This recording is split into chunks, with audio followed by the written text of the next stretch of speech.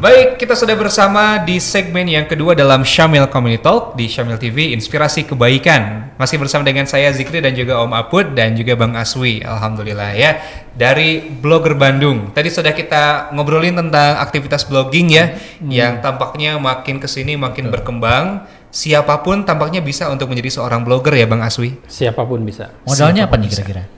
Selain internet. Kuota ya. Mau ngetik aja. Mau ngetik.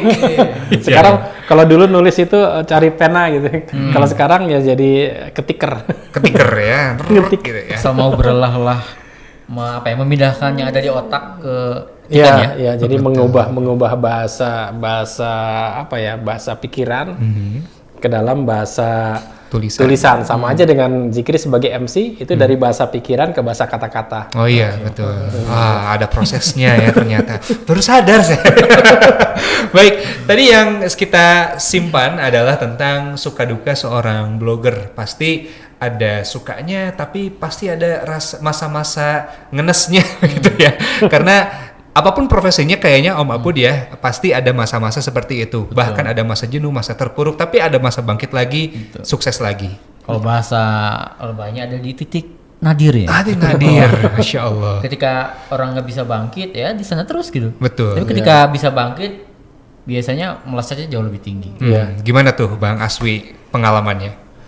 Kalau saya menyebutnya mungkin bukan di titik tinggi, titik rendah ya, tapi sebenarnya itu saling sudah menjadi bagian. Jadi sebagai saya 10 tahun freelancer. 10 tahun. 10 tahun freelancer artinya tidak kerja di kantor. Iya. Benar-benar fokusnya itu nulis. Kenapa saya nyebutnya nulis? Karena blogging itu hanyalah salah satu. Saya tetap ngirim ke koran, ngirim ke majalah. Tetap berkompetisi kan gitu. Iya. Jadi menjadi satu. Jadi alhamdulillah memangnya dari blogging itu saya bisa berkeliling Indonesia, termasuk berkeliling dunia gitu. Walaupun baru 3 negara lah ya. Alhamdulillah, lumayan 3 negara. 3 negara semuanya gratis. Pesawat ya. Iya, semuanya gratis apalagi ya. Gak harus nunggu-nunggu promo gitu. Cuman masalahnya adalah yang namanya freelancer itu kadang-kadang pemasukan itu nggak jelas, nggak pasti, tidak tiap bulan. Betul. Kadang jadi pernah mengalami titik di mana saya tidak punya uang, tapi kemudian ditelepon tiba-tiba besok bisa nggak ke misalnya ke Ambon, gitu. Oke, siap gitu. Yeah. Jadi unik ya, jadi ingat kisah seorang sastrawan Madura yang seorang penceramah yang dia tidak mau dibayar karena tahu audiensnya itu tidak punya uang. Nah, saya pun dulu juga pernah mengalami yang jadi pembicara, udah jauh-jauh keluar kota, pulangnya nggak dapat uang. Pernah juga ya? Cuma dapat oleh-oleh. Tapi nggak masalah gitu. Iya. Karena saya udah tahu jalannya, jadi beberapa kali ya, jadi ini nggak semuanya. Jadi contoh beberapa kali itu saya harus keluar kota, itu memang saya nggak punya uang. Tapi saya percaya pulangnya saya bawa uang, gitu. Jadi targetnya adalah yang penting saya punya uang untuk sampai ke bandara. Oh, gitu ya. Jadi selalu seringnya gitu, tapi nggak semuanya gitu. Yeah. Jadi yang penting udah ada uang, apakah itu pinjaman dari istri atau pinjaman dari teman, ya ke bandara, udah berangkat. Karena setelah di bandara itu kan udah di fasilitasi semuanya. Nah, betul. Alhamdulillah kan ternyata setiap bepergian itu selalu ada uang saku. Alhamdulillah. Jadi pulang-pulang istilahnya habis jalan-jalan pulang bawa gaji gitu. Alhamdulillah, Masya Allah. Dalam kondisi awalnya nggak ada uang begitu ya? Iya. Luar biasa. Walaupun pernah juga sih, saya pergi semingguan keluar kota ke Sulawesi, pulang-pulang ya tetap nggak dapat apa-apa, tapi dapat pengalaman. Nah inilah makanya di mana boleh dibilang mungkin ada itu faktor keburuk ya.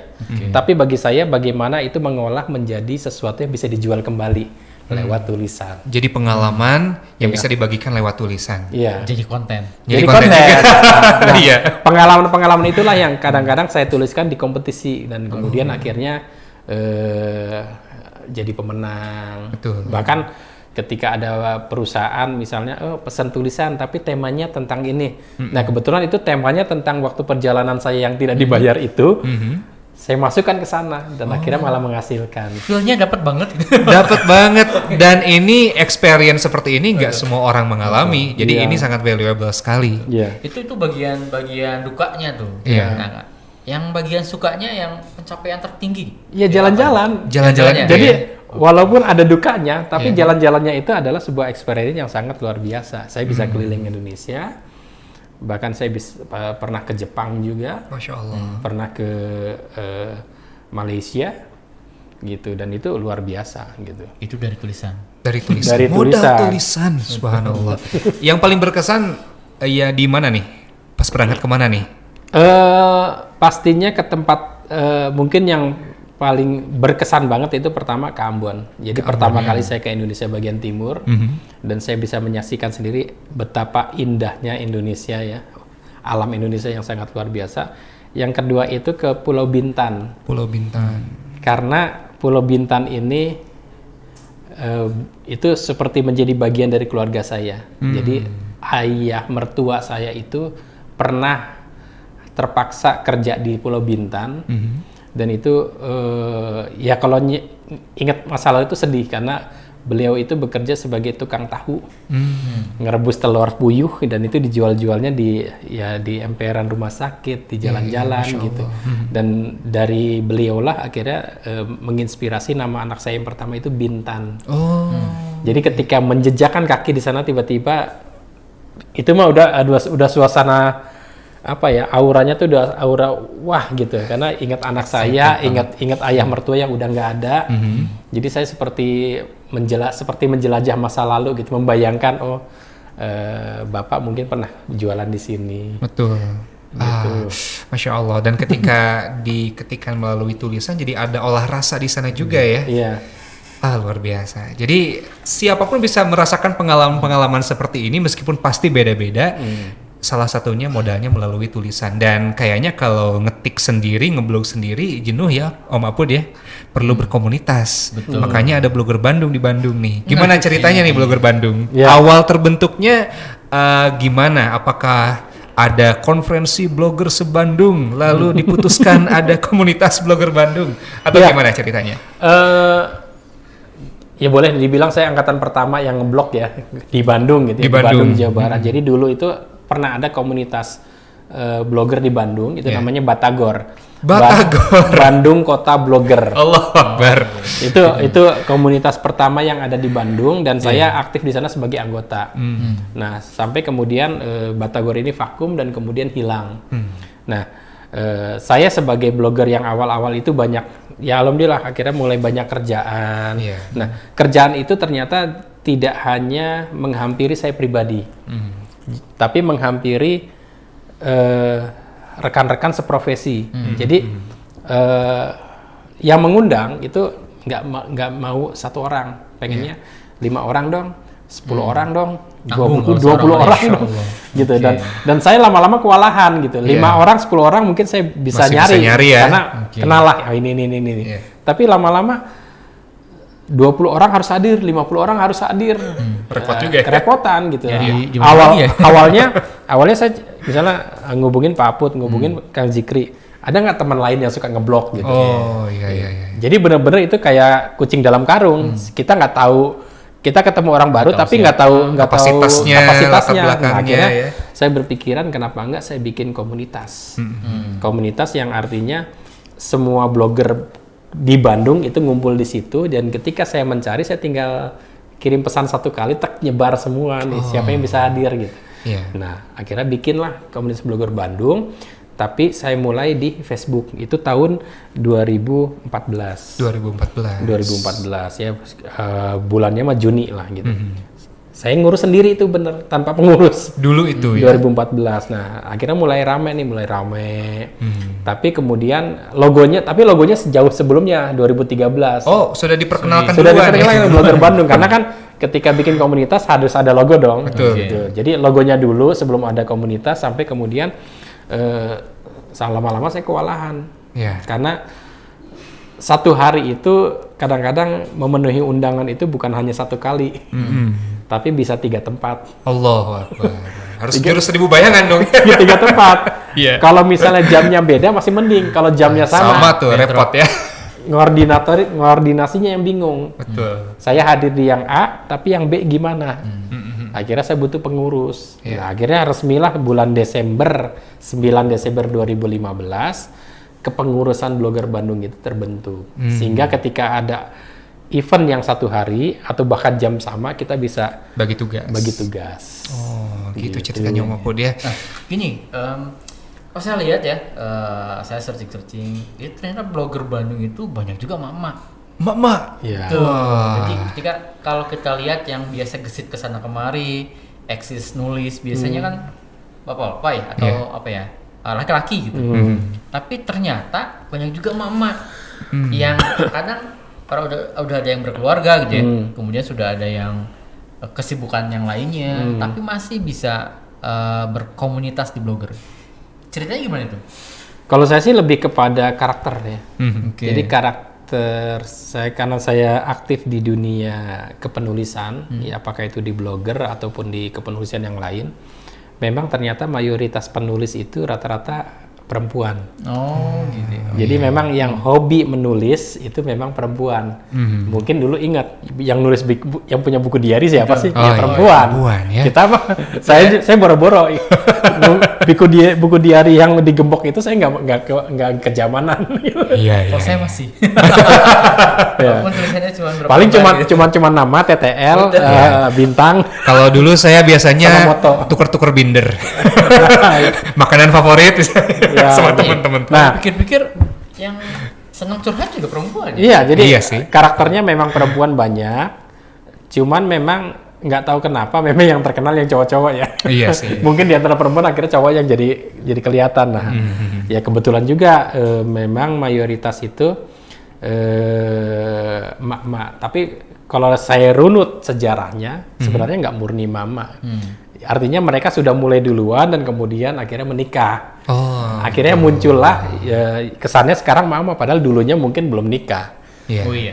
Betul kan gitu. Jadi Mulai ngeblognya mungkin. jadi mereka akhirnya yang kelihatan lah, yang kelihatannya emak-emak. Nah akhirnya ketika makin banyak mama tuh ada juga kan komunitas sebelah itu yang emak-emak semua isinya. Oh iya. Mama blogger. Nah, gitu. Jadi Mahmud ya, pada awalnya Mama Muda. Ada juga yang blogger muslimah. Oh, Masya kan Allah. ada juga kan. Iya. Akhirnya Gitu. sesuai Sesuai dengan segmennya. segmennya betul. Tapi kalau yang blogger laki-laki nggak ada. Oh Nggak iya. ada.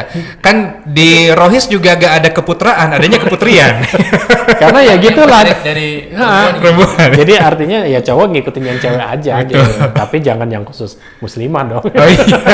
Masya Allah ya. nggak ada hari bapak. Ada juga hari ibu. Lebih terkenal Hari Ibu memang. Tapi kalau di luar negeri ada. Ada Hari Ayah ya. Ayah. Betul, tapi memang yang umum banget itu Hari Ibu, luar biasa. Iya, ibu itu ya makanya karakter perempuan itulah. Tapi akhirnya kita banyak belajar karena mereka lebih lebih emosional dalam berkarya, dan saya pun juga sebagai laki-laki banyak belajar gitu. Saya sendiri ketika menulis pun yang saya bayangkan adalah bagaimana dengan istri saya, terus kemudian dengan anak-anak saya yang memang perempuan. Perempuan semua ya, Iya. paling ganteng di keluarga ya. Alhamdulillah. Alhamdulillah. Yang kebayang gini, Bang, ketika kita nulis ya, ketika yang kita tulis itu sesuatu yang bernilai kebaikan, sesuatu yang memang ketika orang lain melakukan juga itu sebuah kebaikan. Bayangkan ketika misalkan nih, Bang Aswi nulis sesuatu yang sangat menginspirasi, itu sebuah kebaikan, mungkin ada juga dalam hadis, dalam Al-Quran ya, dan orang lain juga membaca, dan ketika misalkan nih Bang Aswi blogger ini udah terkenal, pasti yang baca yang banyak gitu.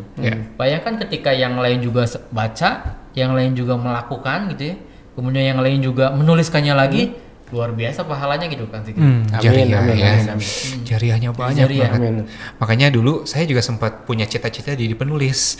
Karena tadi kepikiran kalau banyak orang yang baca dan tergerak, ya kena juga insya Allah kecipratan lah dikit pahalanya ya mudah-mudahan. Nah kalau Ustadz yang biasa ceramah, Iya. ya bisa langsung ya. Betul. Ketika itu juga perlu kemampuan tersendiri. Betul, Untuk betul. ngomong di depan umum juga ada yang sampai gemeteran Iya, gitu. iya. Dan ketika itu tidak bisa kita lakukan dan mungkin ada cara lain yang kita nggak mesti kelihatan mukanya gitu ya. Betul. Iya. Itu dengan menulis. Menulis. Bisa di kamar juga bisa ya. Bisa. Kelihatan orang. Nah Nanti itu tulisannya juga itu juga yang menjadi salah satu alasan kenapa saya hobi menulis ya. Jadi awalnya sekali lagi menulis itu adalah hobi.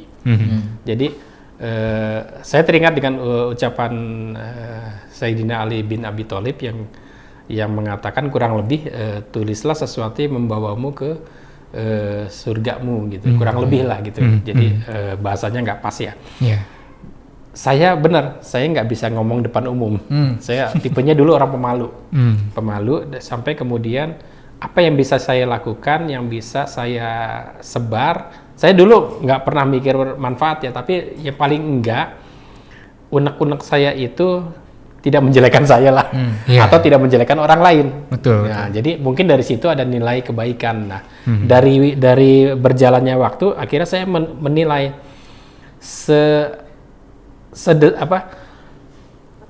peristiwa yang terjadi di sekitar kita, walaupun menurut kita tidak bermanfaat, siapa tahu bermanfaat buat orang lain. Sebagai contoh, pengalaman kita membeli sesuatu, misalnya beli barang A. Wah, ternyata ini manfaatnya barang ini, kekurangannya ini. Nah, ternyata itu bermanfaat karena ada orang lain yang pengen beli, tapi dia nyari-nyari. Nggak tahu barang juga ya. Nggak tahu barang. Nah, akhirnya muncullah sekarang itu blogger itu di kategori review. Betul. Gitu. Iya, Jadi kita experience dulu terhadap barang tersebut. Nah, ketika sudah experience baru kita bagikan, dan ternyata banyak loh orang yang baca itu. Betul, dan memang butuh sih ya. Kadang juga kita kalau si blogernya nggak sadar bahwa tulisan itu bermanfaat ya. Iya. Jadi ketika kita nyari di internet, di laptop misalkan ya, ini yang saya cari gitu. Iya. Betul. Ahanya dapat gitu. Momennya dapat. Kadang-kadang kita jadi secara tidak langsung berterima kasih ke orang yang sudah menulis gitu. Bayangkan ketika di dunia ini nggak ada yang nulis gitu. Iya. Nyari Ya. sesuatu, nyari referensi juga susah. Iya, dulu alhamdulillah ya Al-Quran itu ditulis pada akhirnya ya. Nah. Kalau nggak ditulis kayaknya gimana ya kita baca di zaman sekarang, Masya Allah. Nah itulah, menulis itu ternyata bisa memanjangkan usia, baik itu usia amal maupun usia kontribusi kita. Nah terakhir mungkin Bang Aswi, kita udah kenal tentang aktivitas blogging, lalu juga udah kenal sama Blogger Bandung. Pesan buat pemirsa dong, penonton Syamil TV, dari aktivitas blogging ini apa yang bisa ditransfer buat pemirsa? Hobi apapun gitu. Kalau saya kan mungkin lebih ke fokusnya kepada menulis. Jadi hobi apapun itu adalah mulai dulu karena kita nggak pernah tahu sebelum kita memulai. Banyak yang sering curhat itu, gimana sih menulis yang baik, gimana sih cara menulisnya. Pertama mencari ide-ide baru. Ya nulis dulu gitu. Makanya ilmu kepenulisan itu kalau dari seorang sastrawan terkenal itu cuman 3 langkah gitu. 1 menulis, 2 menulis, 3 menulis. Iya. Karena jangan sampai target yang kita pengenkan itu adalah berakhirnya di wacana aja. Sama aja dengan kita mau olahraga, kalau mau lari ya udah lari aja dulu. Betul. Lari aja dulu walaupun mungkin cuman kuat 10 meter, 100 meter gitu. Tapi kalau menulis juga sama, jadi nulis aja dulu. Iya. Nanti setelah sudah menulis, barulah kita mulai canangkan hal berikutnya, yaitu konsisten. Iya. Saya 17 tahun nggak pernah berhenti. Gitu. Bahkan saya pernah ada dalam 1 tahun tertentu, saya lupa. Dalam 1 tahun itu saya punya target menulis 1 hari 1 tulisan. Sama dengan program Odot sebenarnya. Oh iya. Cuman targetnya adalah 1 tulisan, nggak dibatasi berapa kata, pokoknya 1 hari 1 tulisan. Akhirnya hal-hal yang remeh pun saya tulis gitu. Karena nggak mungkin gini, Gak mungkin Allah nggak ngasih ide gitu ya. Iya. Kita mau berikhtiar. Betul. Karena semua yang kita lihat, kita dengar itu sejatinya kan inspirasi Iya. buat kita. Obrolan kita ini nanti bisa jadi tulisan baru. Nah, ditunggu nih tulisan Bang Aswi yang baru ya. Beneran kita ada namanya ya sana ya. Pasti tercantum di sana. Kalau kata Raditya Dika katanya nggak ada yang namanya writer's block katanya. Karena semuanya bisa jadi inspirasi buat kita. Iya. Alhamdulillah. Kadang-kadang yang menjadi hambatan itu adalah kita ingin perfect. Bener banget tuh. Bener banget. Jadi kita itu sudah Iya. pengen hasil tulisannya itu seperti yang di print ini, Iya. rapi.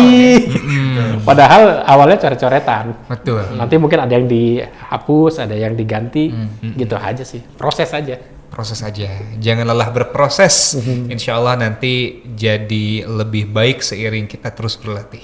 Alhamdulillah, makasih banyak nih Bang Aswi. Sama-sama. Banyak hal yang sudah kita dapetin ya Pak Om Apud ya, yang insya Allah manfaat juga buat pemirsa. Sampai jumpa lagi Bang Aswi insya Allah. Sip. Dan salam buat tim Blogger Bandung. Assalamualaikum warahmatullahi wabarakatuh. Waalaikumsalam warahmatullahi wabarakatuh. Wah, asyik banget ya dengar pengalaman Bang Aswi nih Om Apud. Mudah-mudahan nanti kita bisa bisa undang yang lainnya ya. Betul. Barengan nih, banyakan. Karena masing-masing blogger ternyata punya ciri khas sendiri gitu. Betul, dan pengalamannya pasti beda-beda. Betul. Ada yang blogger perempuan mungkin dia lebih ke ada beauty blogger juga. Oh, Ada yang lain juga lah ya. Betul. Ada khusus nulis anak mungkin ada kayak gitu. Iya. Dan yang pasti semua kebaikan itu bisa disebar dengan Betul. caranya sendiri-sendiri ya. Iya, Gak mesti kita melulu harus jadi dai untuk menyebarkan kebaikan. betul. Dengan cara nulis pun ternyata bisa. Bisa insya Allah. Sekarang medianya banyak sekali. Yang penting Akang Teteh yang nonton tidak lelah untuk menebar inspirasi. Saya Zikri dan juga Om Apud undur pamit dan insya Allah sampai jumpa di Syamil Community Talk selanjutnya. Subhanakallahumma wa bihamdika asyhadu an la ilaha illa anta astaghfiruka wa atubu ilaik. Assalamualaikum warahmatullahi wabarakatuh.